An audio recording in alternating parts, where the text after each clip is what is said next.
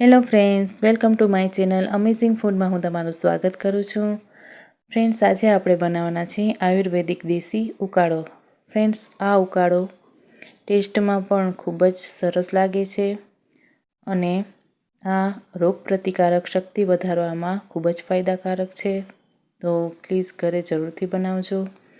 અહીંયા મેં 4-5 નંગ જેટલા તુલસીના પાન લીધા છે, 2 ટુકડા તજના લીધા છે, 4-5 નંગ જેટલા લવિંગ છે, 4-5 નંગ જેટલી એલચી છે, 1 ચમચી અજમો છે, આદુ છે, બાંદિયાના 2 ફૂલ છે અને 4-5 નંગ મરી લીધા છે. તેને આપણે એક ખાંડણીમાં ખાંડવાના છે. અહીંયા જેટલા સૂકા મસાલા છે એ આપણે અત્યારે ખાંડણીમાં અધકચરા ખાંડી લેશું. તો અહીંયા મેં બાદિયા એડ કર્યા, મરી એડ કર્યા અને લવિંગ, તજ, એલચી અને અજમો આપણે એડ કરી લેશું. હવે આપણે તેને અધકચરા ખાંડી લેશું. ફ્રેન્ડ્સ, અહીંયા મેં આ રીતે મસાલાને અધકચરા ખાંડી લીધા છે.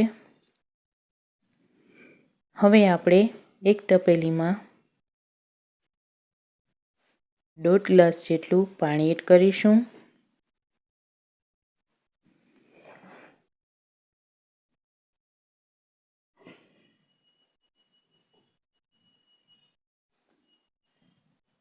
ત્યારબાદ તેમાં ખાંડેલા આ સૂકા મસાલા આપણે તેમાં એડ કરવાના છે.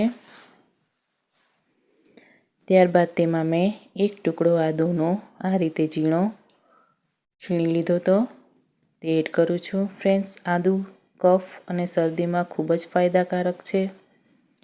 અહીંયા મેં 4-5 નંગ જેટલા તુલસીના પાન એડ કર્યા છે.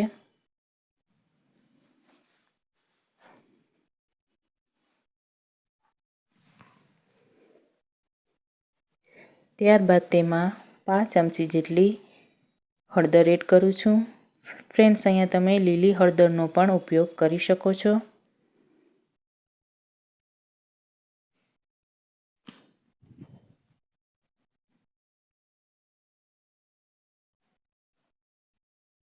ત્યારબાદ તેમાં મેં 1 ચમચી જેટલું ગોળ એડ કર્યું છે.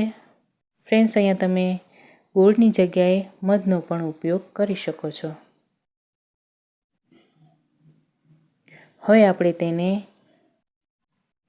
એકદમ સરસ ઉકળવા દેવું છે, જ્યાર સુધી પાણી આનું અડધું ના થઈ જાય ત્યાં સુધી, અને બધા જ મસાલાનું તેમાં સરસ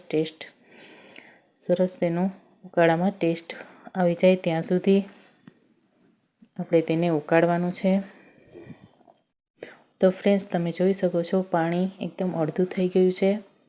હવે આપણે ગેસ બંધ કરી દઈએ.